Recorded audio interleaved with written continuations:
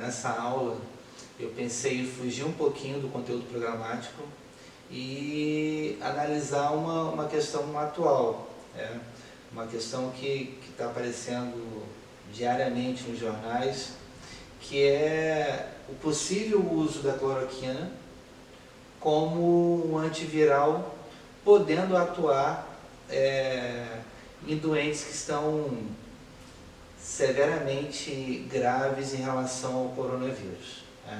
Então essa pesquisa ela se iniciou na França e a minha ideia é, enquanto químico, relacionar essa estrutura, A gente vai ver que essa estrutura tem uma característica básica e analisar como essa característica básica ela pode influenciar uma atividade inibidora de enzimas tipo alfa-glicosidase.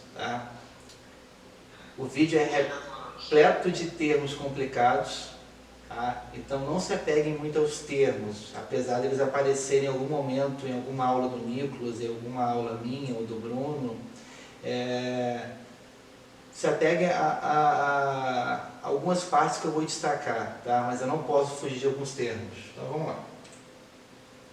Primeiramente, a aplicação medicinal da cloroquina hoje, os médicos usam a cloroquina para poder tratar a malária e é usado no tratamento também de algumas doenças autoimunes, tipo lúpus. Então, hoje é essa aplicação farmacêutica da cloroquina.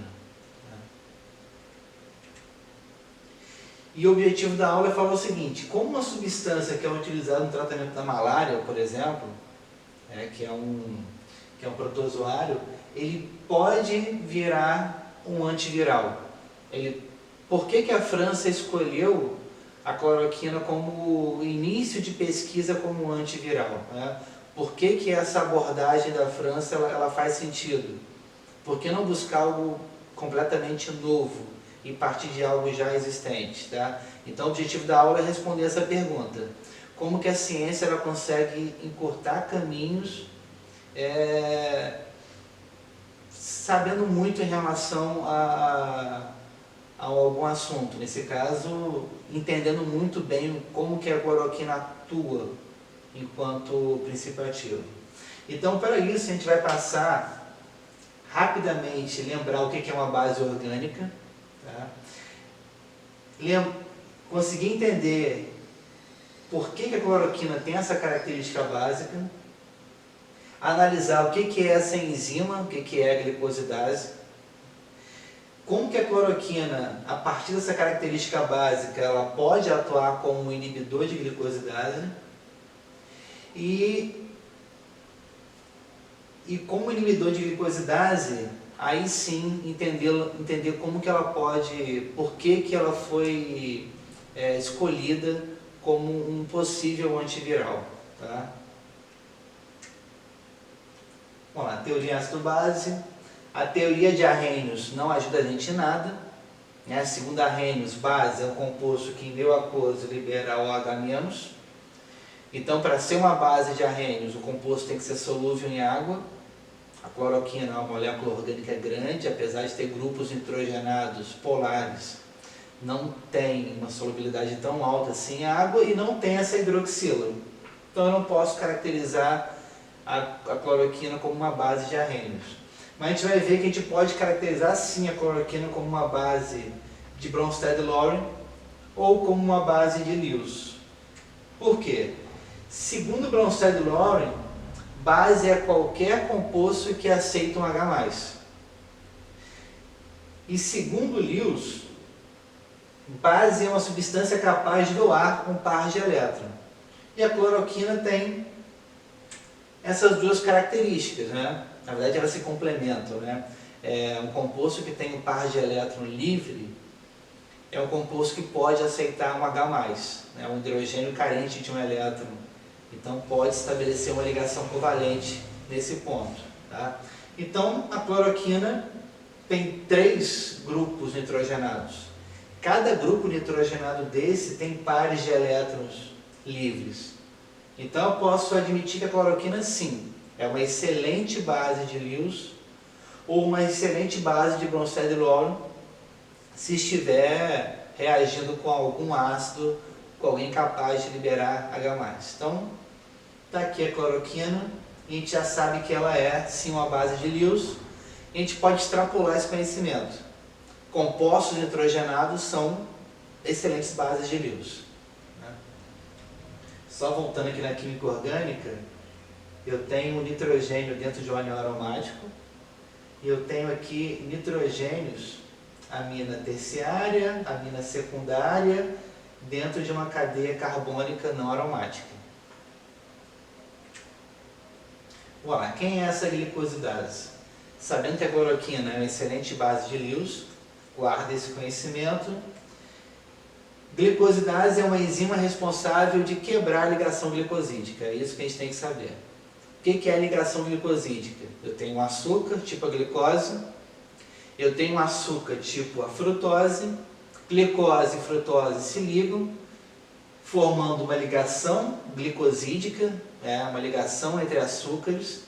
E o que a glicosidase faz? Ela é responsável em quebrar essa ligação glicosídica. Tá? Quebrando essa ligação glicosídica, liberando açúcares, a gente pode pensar em algumas funções importantes. Por exemplo, digestão. Quando alguém consome um alimento à base de amido, eu tenho várias moléculas de glicose formando um polímero. A importância metabólica é daquela glicose isolada. Então eu tenho que quebrar as ligações glicosídicas para liberar aquela glicose e entrar numa via metabólica. Então a glicosidase tem essa função muito importante na digestão. Mas para a gente, nesse momento o que importa é a função dessa glicosidase na biossíntese de oligosacarídeos em glicoproteínas. Lá vai o termo desgraçado, né? Oligosacarídeo é bem simples. Eu tenho glicose e frutose, são açúcares. Quando eles se ligam, eu tenho um oligosacarídeo. Então é um termo utilizado para falar que é um disacarídeo, um trissacarídeo, para falar que tem duas unidades de açúcares formando a sacarose, a lactose ou a maltose, ou então 3 unidades formando essa rafinose. Então tem mais de um açúcar conectado, eu tenho um oligosacarídeo. E aonde esse oligosacarídeo vai se conectar? Ele pode se conectar em uma proteína, aí eu tenho uma glicoproteína. Tá? E a gente vai ver que essa glicoproteína que é importante. A importância da glicosidase na síntese de glicoproteína que é importante. Tá? Então ela vai atuar. E aonde que essa glicoproteína ela fica, onde que ela tem importância, onde ela tem atividade, onde ela está conectada? Por exemplo, eu tenho aqui representando uma célula qualquer. Essa célula ela tem unidades de proteína ligados, essa célula, e lá na pontinha eu tenho o oligosacarídeo. Então essas bolinhas verde, vermelha, azul representam açúcares. E qual vai ser o papel desse açúcar ligado a essa proteína? Reconhecimento celular. Tá? Então, gente, essa estrutura aqui está representando uma enzima qualquer. Então, como que um vírus consegue entrar em uma célula? Reconhecimento celular. E quem confere esse reconhecimento celular? Esse é o oligosacarídeo. Então, como que o vírus consegue entrar numa célula? Porque existe essa conexão, como se fosse uma chave ou uma fechadura. Tá? E quem seria essa chave? Seria essas unidades de glicose intercaladas. Uma bactéria para entrar numa célula, mesma coisa, reconhecimento celular. Uma célula reconhecer outra célula, novamente reconhecimento celular. Uma toxina invadiu uma célula, novamente reconhecimento celular. Então qual é a função dessa glicoproteína? Reconhecimento celular. E inibindo essa glicosidase, inibindo a formação desse oligosacarídeo, eu posso sim ter defeito na superfície de um vírus, ter um defeito na superfície de uma bactéria, e com esse defeito, provocando esse defeito, uma célula de repente não consegue reconhecer outra célula, um vírus não consegue reconhecer uma célula. Por exemplo, eu tenho aqui eu estou representando, gente, nesse ponto aqui, um açúcar qualquer.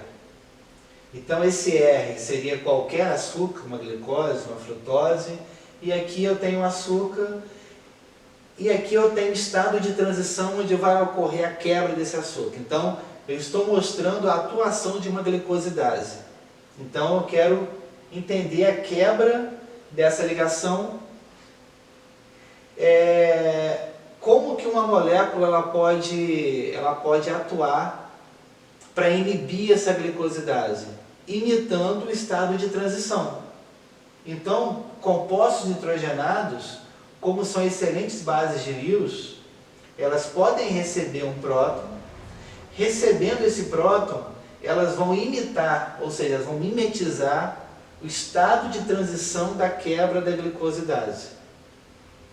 Então, eu começo a pensar aí que moléculas nitrogenadas, elas podem atuar de forma competitiva com essa enzima e evitar essa quebra de proteínas e formar uma glicoproteína defeituosa. Tá? Então seria uma inibição competitiva. Eu tenho uma enzima, que seria a glicosidase. Eu tenho um substrato, que seria o oligosacarídeo. Essa enzima com esse substrato forma um complexo, né, que seria o estado de transição, e aí tem um produto mais a enzima. Lembra que a enzima, a única função dela é acelerar uma reação. Então, o que seria esse produto? Seria a quebra da ligação glicose-glicose. Um inibidor de glicosidase, que eu estou representando com esse grupo nitrogenado, ele, em contato com esse meio, a enzima prefere se ligar ao inibidor do que se ligar ao substrato. Então vai formar um complexo enzima-inibidor e não vai ocorrer reação, então não vai ter quebra de glicosidase. Então com isso eu posso fabricar o quê? Superfícies celulares defeituosas. Então, por exemplo, um vírus entrou numa célula, vai depositar um material genético. Se eu tenho um inibidor de glicosidase, eu posso ter uma superfície do vírus defeituosa. Com essa superfície do vírus defeituosa, ela não consegue mais sair da célula e então ela não consegue infectar outras células. Então não estou falando que esse tipo de molécula provoque uma cura, mas ela provoca uma baixa significativa na carga viral. Tá? Então, é basicamente isso. O que faz um inibidor de glicosidase? Ele pode provocar um defeito na superfície da célula e impedir o reconhecimento celular. Então, um vírus entrou, um vírus não consegue sair. Ou então, um vírus não consegue nem entrar porque tem uma superfície defeituosa. Tá? E aí, galera, esse tipo de pesquisa é muito antiga. Então, a gente tem moléculas que são estudadas como antitumoral. Estou falando aqui de uma característica de uma célula reconhecer outra célula, né? Uma célula defeituosa reconhecer outra célula. Então, o inibidor de glicosidase ele já é estudado, já é utilizado como medicamento, por exemplo, em antitumorais ou então em antivirais, no controle da hepatite C, da hepatite B. Esse N-nonil 1-desoxinangirimicina, ele entra na composição de alguns medicamentos. Então, não estou falando de um assunto que ele é recente, é muito antigo. O uso de inibidor de glicosidase para poder diminuir a carga viral. Tá? E aí eu acho que o mais importante é a gente olhar para essa molécula, que é o Tamiflu, que hoje em dia é a molécula que é utilizada, é o princípio ativo que é utilizada em unidades de terapia intensiva. Então chega alguém com uma suspeita muito grande de H1N1. Esse cara ele é posto no isolamento coletam o material dele para poder mandar para um laboratório analisar se realmente é H1N1 e em seguida já dão esse Tamiflu. Então, é uma molécula utilizada. Por que é uma molécula utilizada? Porque tem grupos nitrogenados, são boas bases de Lewis. Agora, importante, não é porque tem um grupo nitrogenado que necessariamente vai ser um inibidor de glicosidase. Ser uma base de Lewis é importante, mas lembra que é uma questão enzimática. Então tem uma questão estrutural envolvida. E existe um trabalho antigo, trabalho de 2010, lá da UENF. A Flávia, ela provou que a cloroquina ela tem atividade como inibidor de glicosidase. Então a escolha dessa molécula pela França não é uma escolha qualquer. Os pesquisadores sabem que inibidores de glicosidase elas podem atuar como antivirais e eles começaram a pesquisar a cloroquina. O Tamiflu não teve efeito sobre esse vírus específico, esse vírus novo, o novo coronavírus, mas a cloroquina tem mostrado bons resultados. Mas, gente, mostrar bons resultados e virar um medicamento, existe uma distância muito, muito grande para isso. O bacana é pensar o seguinte: a partir do momento que eu uso uma molécula que já era utilizada como medicamento, eu pulo algumas etapas do tipo, essa molécula ela é extremamente tóxica para o nosso organismo. Então o teste toxicológico ele já foi feito, né? O que basta agora são alguns testes em vivo, in vitro, para poder analisar realmente se a cloroquina, que a gente já sabe reconhecidamente que é um inibidor de glicosidase, mas se ela vai ter uma atuação em inibir a formação da superfície do vírus e poder conter a infecção viral, diminuir a infecção viral. Tá? Então,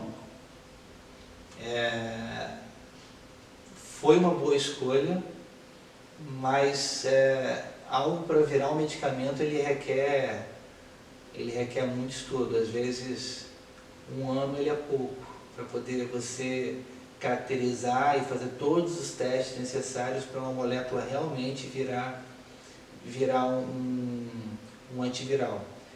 E o que é mais importante,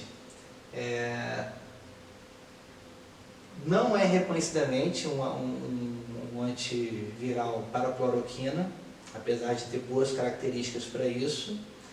E algumas pessoas elas necessitam utilizar esse remédio porque tem lúpus, por exemplo.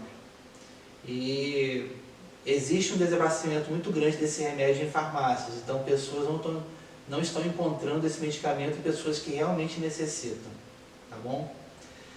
Então eu sei que esse vídeo foi cheio de palavras complicadas, mas, gente, qualquer coisa pode me chamar no privado que a gente conversa. Espero que tenha ajudado a esclarecer alguma coisa. Beijinho, fica em casa, tá?